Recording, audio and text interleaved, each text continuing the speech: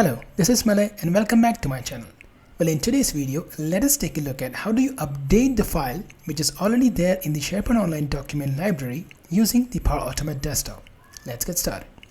Now I do have one file called onboarding document. Let me go ahead and show you this file. It's in my local machine. That's the content of the onboarding file. I do have a file also in the SharePoint Online document library called projects. Under that I have the service desk automation folder. Under that I have the onboarding documents folder and I have the onboarding document. Well, if I click on this, you would see simply it's the test content, which I certainly would like to replace the file. We would like to update the file with the actual content that I have in my local machine. Well, let's see how do we do this.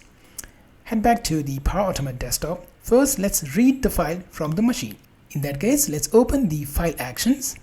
Let's look for convert the file to binary data. Drag and drop, get the file path. I'm going to go and press shift and right click.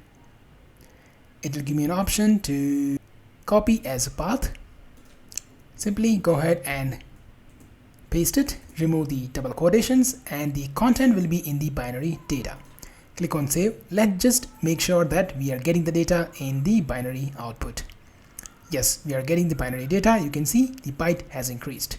Well, in this case, let's go and open the SharePoint actions and let's look for update the file. Well, here we have it, update file, drag and drop. Let's connect to our SharePoint site, which is the IT department site. Let's get to the file identifier. You can also bring in the value from the variable. Go for projects, service desk automation, onboarding documents, and I have the onboarding document.docx. File content, that's going to be the binary data of the previous file that we just read. Click on save.